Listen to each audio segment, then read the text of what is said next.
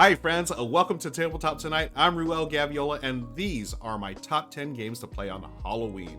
And putting together this list was interesting because not all of these were like Halloween specific. Some of them are just like scary or whatever, and some of them are family friendly, as you'll see. So I wasn't looking for, hey, everything's got to be about pumpkins or whatever like that. So you're gonna see. Let me know in the comments what your favorite games to play on Halloween are. And I'm gonna kick things off with Friday the 13th Horror at Camp Crystal Lake. Now this one is from the op. This is actually a redo of a game called Quartz. And Quartz, it is, it's a fun little set collection. What was it called? A set collection slash push your luck. You're jumping in, or you're grabbing things out of the bag, and you're trying to collect different sets to score different amounts of points. You have cards that you're getting. You're doing abilities as well. I really love the push your luck of this, and it actually ties in pretty well to the theme. So it's not scary by any means. I mean, it does look a little spooky, right? Or spoopy, as they say. But you have Jason's mask there, and he's there. It's pretty. The theme, it's gruesome, the movies and stuff, but the gameplay, it's not that bad, I think. Michelle and I know Michelle's not really in scary movies, and I'm not really into them much these days anyways, but this takes away some of that scare stuff, but it's a lot of fun pushing your luck, and it sort of ties in sort of thematically, right? I mean, you're pushing your luck against this crazy guy in a hockey mask, right? So as you can see there in the video, Michelle and I played this on our live stream, I think last year, Camp Crystal Lake. You were just trying to go and match, get all the different items to defend against Jason. If you pull out a hockey mask token, you're just grabbing tokens out of a bag, folks. You can pull one out, that's fine, but once you do the second one, you're out for the round. You've been, hacked and slashed, apparently. But you're trying to, get enough items there to collect different sets for different point values. I think the only thing that holds this game back a little bit is, I don't know, I think people thought it would be different. I think they expected like a different type of board game for this, and they sort of dismissed it when they, it was compared to Quartz, I believe. Quartz is, I think it was like more of a fantasy theme. This is totally not a fantasy theme. As you can see there, the tokens and stuff, they're really great quality, and we had a lot of fun with this. I think if you like push your luck set collection, I think the thing that does hold it back a little bit, it's a little long. Like, I would like this game at 30 minutes. This one pushes a little bit, goes to 45 minutes, but if you're in the theme, it doesn't matter. And again, on Halloween, hopefully you have some time to, be a big ol' double, a big ol' double of a big long Halloween night night of gaming. So this one I think is a great one to play, and that is our number 10, Friday the 13th Horror at Camp Crystal Lake. Okay, moving on to number 9 on the 10 games to play on Halloween is Mysterium. This is a classic, and hey, speaking of classics, I got to show this off. Will Wheaton on Tabletop playing it with his friends. That's where I first saw this game many years ago, before I was even into board games. But it's basically Dixit, but with a really cool, scary theme. One player is the ghost trying to tell the other players without talking, but just using those cards, just trying to lead them, give them clues as to who murdered them, right? So it's this whole afterlife theme. The theme is fantastic, and it's really well done. It's a cooperative game, but there is, I would say it's a semi-cooperative game, because there is there will be one winner, whoever can figure it out. But it's really neat because you're trying to find out the clues based on like these little pieces of art, and the ghost player gives a clue, and it's up to everyone else to figure out. And as you go, you're going to progress through each round and gather all the clues and figure out, oh, okay, so here's what happened in this crime. It's a brilliantly done game. I haven't played it in years, honestly. Since the pandemic, of course, I haven't really played, too much in person, but this one was always a hit back in the day, and it's proven to be an evergreen. And for Halloween, perfect theme. And watching this, I miss tabletop. This is why I got into the hobby, folks. Will Wheaton, put out a bunch of games, modern games, done in this wonderful style. I mean, just the top-notch production, as you can see there, animation and stuff. Loved it, and loved Mysterium. Okay, let's move on to our number 8, which is Ghost Love Candy 2. Where is that? I had a video for it. Maybe I don't. You know, I'm just going to do it right here. I'm going to type it in Ghost Love Candy. Oh, here, I looked for it before. Ghost Love Candy game Ruel. I did this last week. I ran through some of the game here as an overview, and I ran through a couple of rounds. It's another game of set collection and a little bit of push your luck, but I love the hand management aspect of it. Everyone has a hand of 10 ghost cards, numbered 1 through, or I think it's 2 through 10. I forget if there's a 1. But on your turn, you're going to select one and then play it face down. Then everyone simultaneously reveals, and then you're going to place those in turn order on one of the kids. And you're just trying to scare haunt the kids, right? If you scare them by, you know, each kid has a number. If the threshold is broken, then the last player to break that threshold using their ghost will scare the kids. You don't want to scare them. This is a friendly game. What is happening here is, did I press? I did press that. Okay. What is happening here is you're just trying to collect candies, but if you do collect a kid into your tableau because you've scared them, most of them are negative points. So you don't want to scare them, but some of them are positive points, and each one has a different ability. And that's where the game shines, because then you can start moving things around. Some of them are used for end game scoring. Some of them are used to mess with your opponents. Some of them affect during the round itself. Oh, it's really clever. It's done. The designer Danny Devine is one of my favorites. He's done some really cool games. Let me see. Kohaku is one. I believe Kohaku is one. But also, gosh, what was the one with the? Oh man, now I gotta look it up. Danny Devine. Let's Danny Devine. Here, I'll look it up here so I don't mess up the screen. Danny Devine is the designer of BGG. There he is. I know he's done a lot of my favorite games, and again, I'm recording this live, folks, on October 21st, 2022, and so my mind's gone a little blank. And here, okay, Sprawlopolis. Jeez, why didn't I remember that? Circle the Wagons, Harvest Dice, totally underrated roll and write. Topiary, that's the one I was trying to figure out. Topiary, the one where you're shaping, like, you know, plants and shrubbery into things that look like, you know, like a dinosaur or whatever. Love that game, so underrated. Kohaku I mentioned, and then of course Ghost Love Candy 2. So wonderful game. I mean, you can see the art here on the video. Lovely, just very friendly art. I think it's a great game to play on Halloween, especially if you got family over, and that's why it's our number 8, Ghost Love Candy 2. Let's go on number 7, Zombicide. Now, Zombicide, I don't have a video for. What I want to show, though, is an article that I wrote many years ago on Geek and Sundry, which is now part of the Nerdist. So this is where you'll see on the Nerdist. There's a bunch of Zombicides out there. It's a dungeon crawl game. It's you versus zombies, very classic tropes. But I picked this one because this is probably my favorite, Green Horde.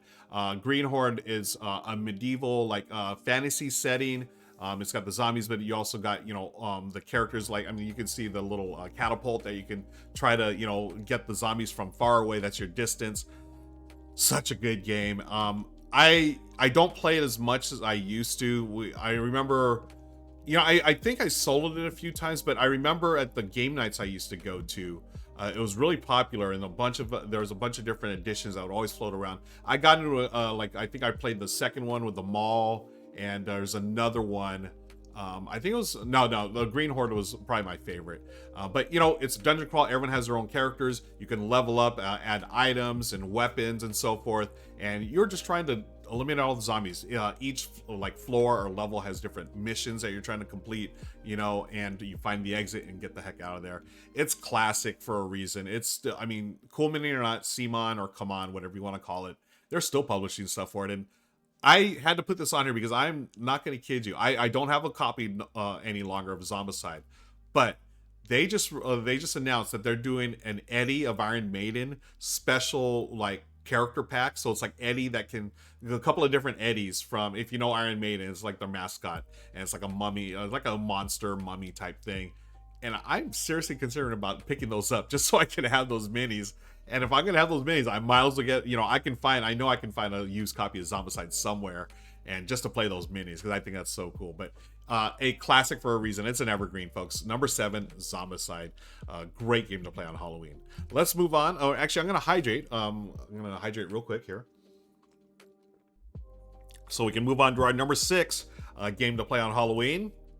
The Night Cage. Ooh, this one And here's if you watch us on Twitch, Michelle, Lauren, and I, this was last year, we played Night Cage, and there we are in our costumes and doing the gift theme song of Tabletop Tonight. This was a Tabletop Live Network run through. And as you can see here, I love this game. It's a tile laying game, very, very scary theme. You are a prisoner trying to get out. And I believe it's like a medieval, dungeon prison or whatever, because there's no lights. And as you can see there, each tile, well, let me see. Okay, yeah, Lauren's doing it right now. You're trying to find keys. You need to find the keys to get out. But as you're playing the game, the tiles that you move along, it's really interesting. I haven't seen this in any other tile laying game.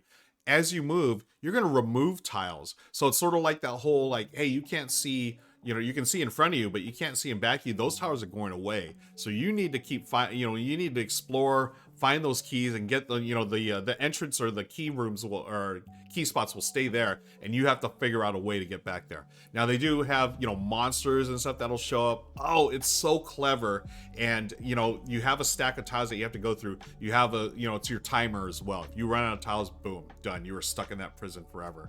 Loved it. This was a great game for Halloween theme, and it was pretty easy to pick up, but it wasn't easy to win. I'll tell you that. I don't remember if we won our game when we played on the live stream, but fantastic game. The Night Cage from Smirkin' Dagger or Smirkin' Laughter games. Really, really loved that game. Okay, let's move on to our number 5, which is Whirling Witchcraft. Whirling Witchcraft, friends, is a new game from one of my favorite companies these days, Alderac Entertainment Group, AEG. This game is by Eric Anderson Sundin. A very cool and light engine builder, but it's also almost like an engine wrecker, right? So you're building your engine, and as you can see there, I've got that has nothing to do with witchcraft, but on the stream, Michelle and I were doing this during Halloween last year, and I had my Spock ears and my Spock shirt.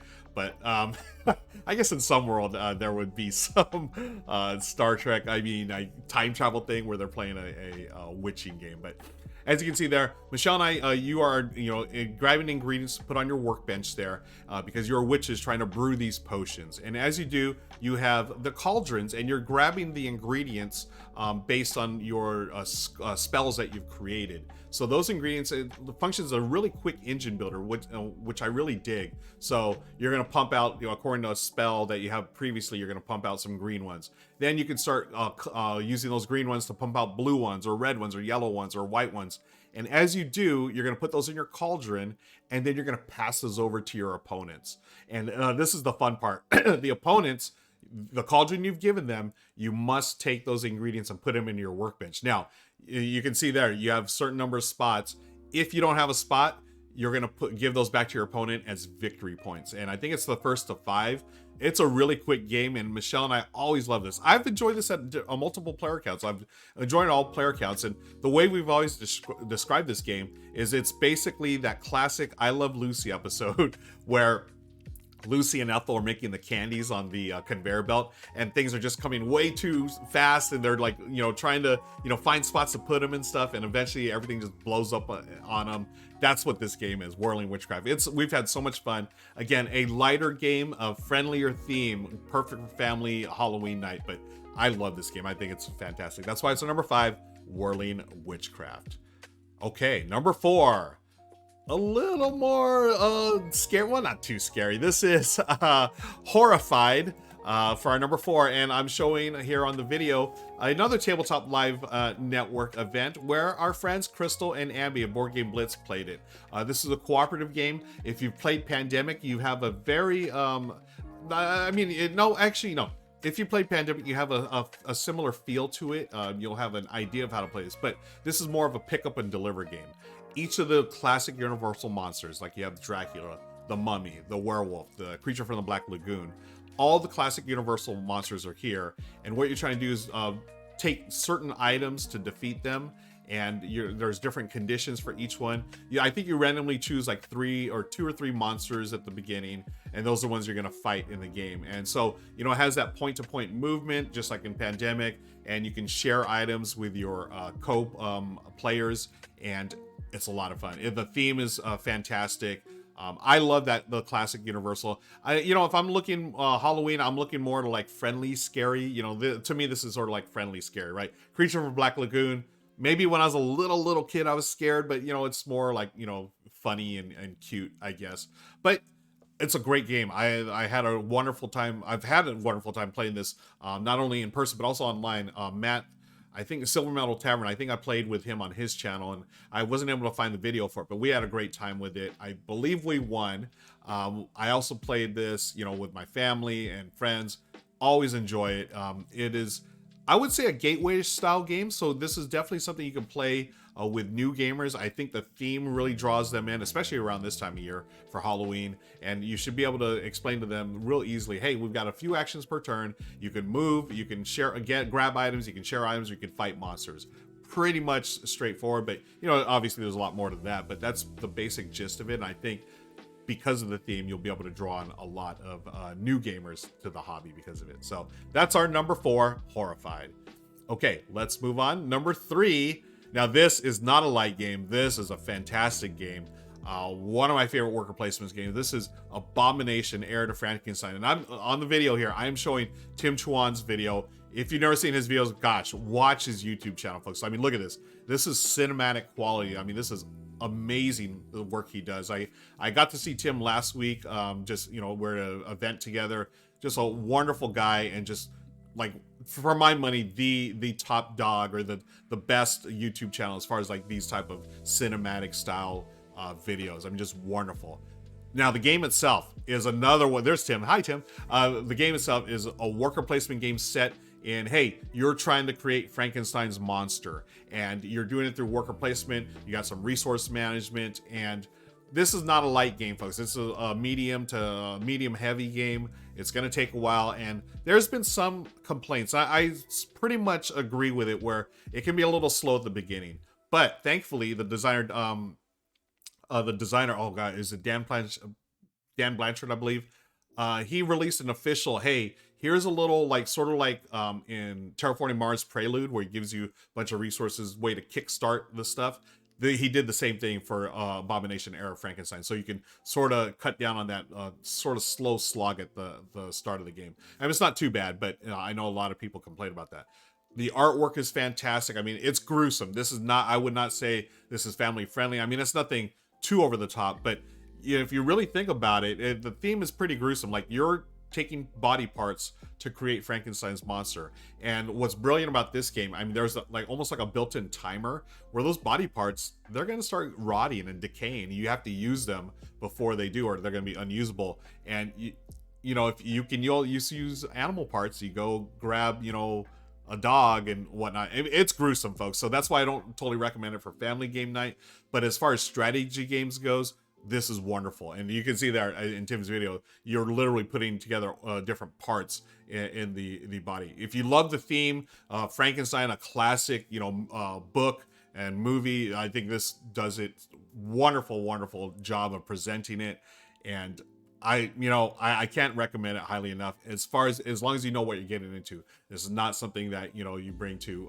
I would say you wouldn't bring to like a family type gathering. It takes a long time. It's about 90 minutes to 2 hours, and it's thinky, but it's a wonderful game. That's why it's my number 3, Abomination, Heir of Frankenstein. Okay, moving on is the next. Oh, a favorite of mine, Dead of Winter. One of my first gaming experiences in my local gaming group that I used to be part of. I think after I was there maybe like 2 months. I was going weekly, and someone brought this to the game night, and I'd always want to, I'd heard about it. I wanted to play it. I saw Will Wheaton on Tabletop play it. It looked awesome. Couldn't describe it well enough. It was chef's kiss. It was brilliant. I loved it. It is a cooperative game, but there's a chance there could be a traitor. And the theme for Abomination, Heir of Frankenstein was fantastic. I like this theme even better. This is a zombie game, but it's a survival game, right? You're talking about, how are we going to get through literally the dead of winter? You've got to worry about starving. You got to worry about a possible traitor. People go a little crazy. They may lose it. Being stuck in the dead of winter, surrounded by zombies. There are hordes of zombies everywhere.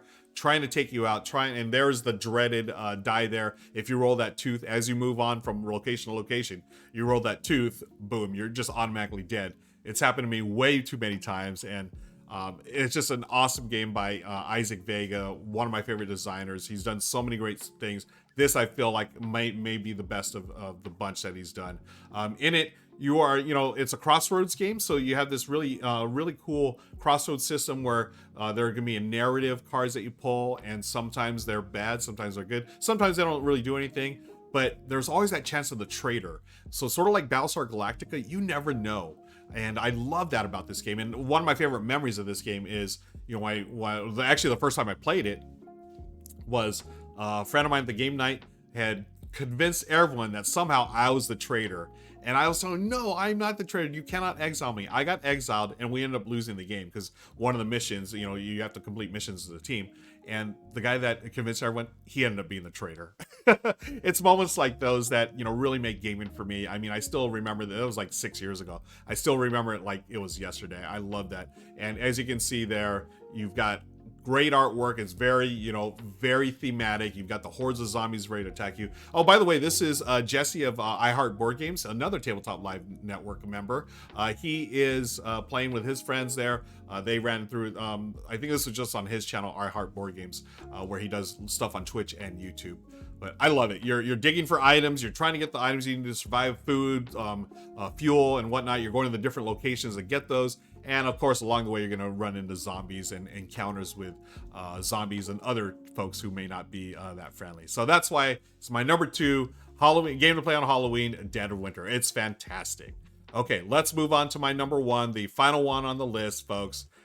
I had to go with it. Betrayal, House on the Hill.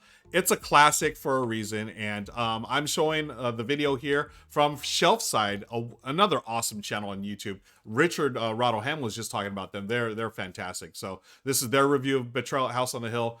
There's a lot of problems with this game. There's no two ways about it. It's broken in some parts. It just doesn't work in others. It's fiddly at times, but you know what? Thematic wise, it's perfect. It is a haunted house. You're going there. You never know who's going to go, insane.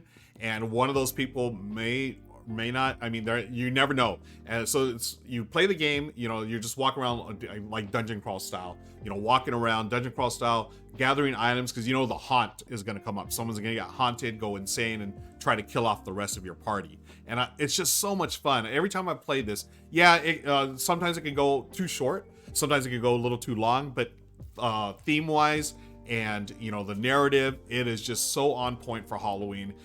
I think it still holds to this day. You have to go to the BGG for some FAQs, and make sure you're playing right. It's still wonderful. I highly recommend it. If you haven't played it before, it is a great game for Halloween. And you know what? I haven't played it yet, but the Betrayal Legacy game is supposed to be even better. It's supposed to, you go from generation to generation in this haunted house, and I can't wait to play that one. I've had it on my bucket list to play, but I know that Betrayal, House on the Hill, the original, still holds this day, and I think it's, if it's my personal choice for the game that you want to play on Halloween. Okay, and there you go, folks. Thank you for joining me for this video, and I appreciate y'all. Drop some comments on the link. Check out the links below. Drop some comments. Let me know what your favorite Halloween games are. And until next time, I'll see you later. All right, bye.